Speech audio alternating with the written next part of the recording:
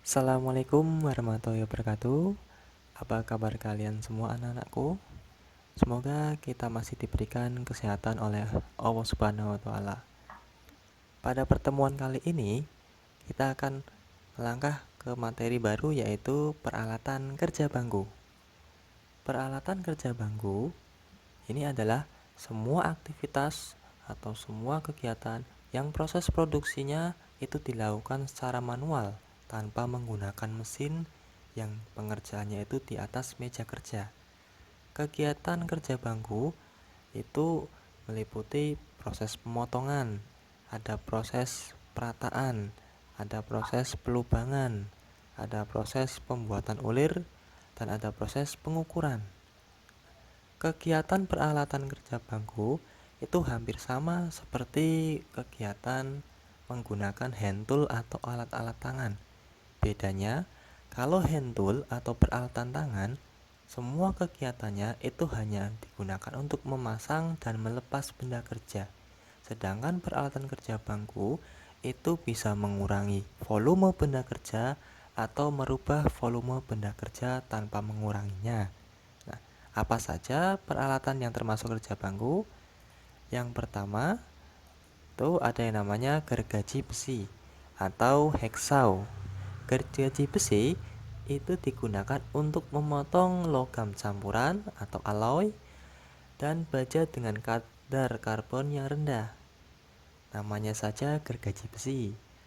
Jadi gergaji ini digunakan untuk memotong besi, bukan digunakan untuk memotong kayu, kaca, keramik, dan lain sebagainya.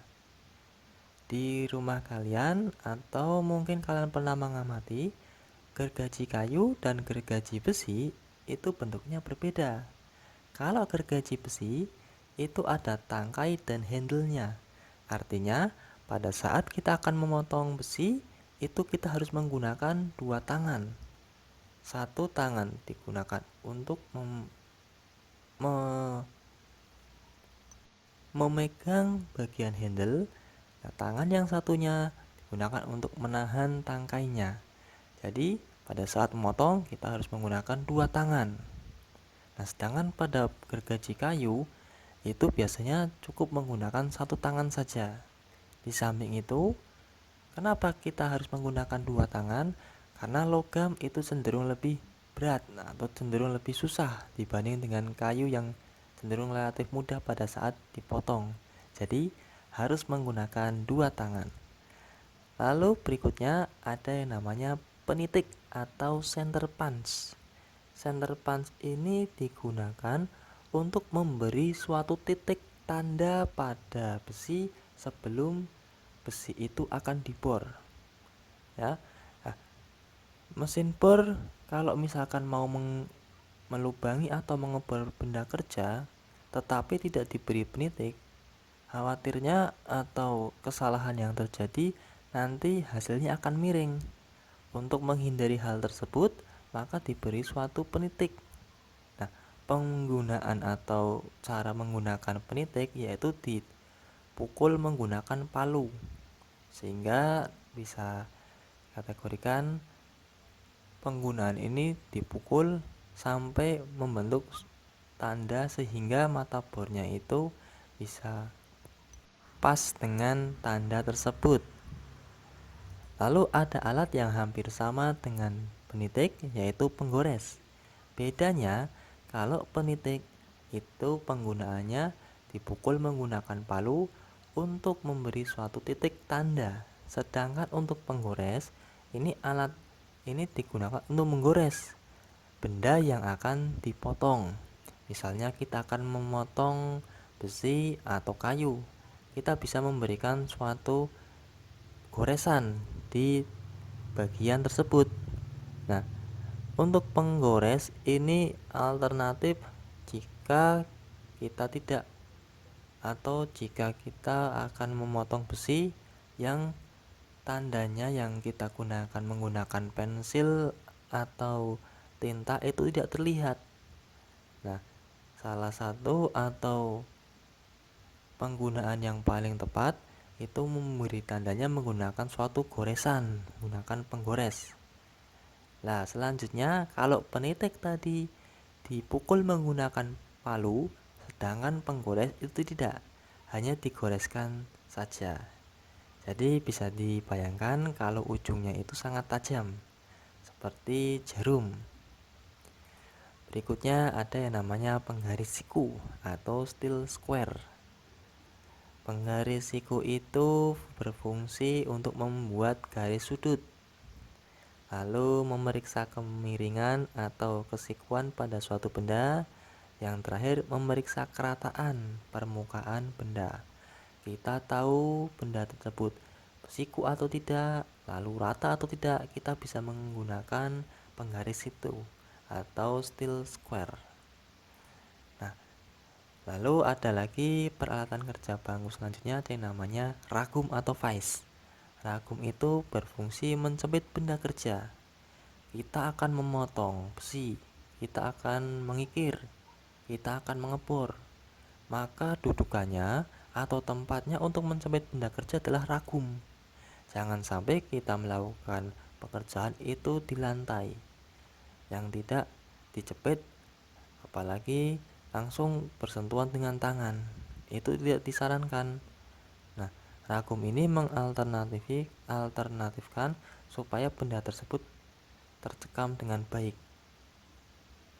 Lalu ada yang namanya snei dan handle snei. Handle snei itu pasangan dari snei, satu paket.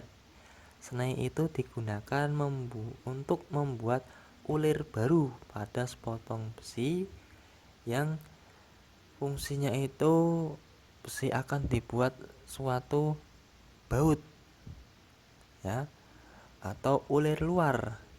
Nah, fungsi lainnya itu membuat ulir jika ulirnya itu sudah rusak, ulir baru. Kalian punya baut yang alur atau ulirnya itu memang sudah rusak, itu bisa diperbaiki dengan snei. Nah, handle snei itu dudukannya itu digunakan untuk menahan snei dengan kuat agar mekanik atau operatornya itu dapat membuat ulir. Nah, pada saat membuat ulir ada mekanismenya, di mana kalau kita mau membuat ulir yang arahnya positif, maka kita harus memutar searah jarum jam. Sebaliknya, jika kita membuat ulir berlawanan atau sifatnya negatif, maka lawannya kita harus merubah arah putarannya berlawanan arah jarum jam. Jadi, snei itu digunakan untuk membuat ulir pada baut. Lalu apa pasangan baut? Yaitu mur. Nah, mur sendiri untuk membuat ulir dalam pada mur, alatnya namanya adalah tap. Tap ini digunakan untuk membuat ulir dalam baru pada besi atau mur dan memperbaiki ulir yang sudah rusak. Sama seperti snei, tap juga ada handle-nya yang digunakan untuk menahan tap dengan kuat agar mekanik dapat membuat ulir. Selanjutnya yaitu sikat baja. Sikat baja ini digunakan untuk membersihkan, tetapi bukan membersihkan plak pada gigi, tapi untuk membersihkan karbon, kotoran, lalu karat, bahan bekas gasket, lalu ada lagi logam-logam bekas penggergajian atau bekas kegiatan yang lain. Tujuannya supaya bekas kotoran tadi itu tidak menimbulkan karat ya. Jadi kalian misalkan setelah melakukan pengikiran atau penggergajian, alangkah baiknya itu harus disikat supaya benda atau besi yang kalian sudah dilakukan kerja bangku itu tidak mengalami pengkaratan. Selanjutnya ada yang namanya kikir. Kikir itu bukan sifat tercela dalam pelajaran agama ya, tetapi kikir di sini berfungsi untuk mengurangi ukuran benda kerja. Bentuknya kikir itu sebenarnya ada banyak. Ada yang bentuknya pipih, kotak, lalu ada yang setengah lingkaran dan ada yang lingkaran. Karena bentuknya berbeda, fungsinya pun juga berbeda. Saya ambil contoh yang bentuknya itu pipih atau yang kikir rata dua sisi. Fungsinya mengurangi atau meratakan benda kerja pada permukaan pipih. Sedangkan ada lagi yang bentuknya bulat. Nah, untuk kikir yang bulat itu digunakan untuk mengurangi atau memperbesar lubang atau permukaan bor yang cekung.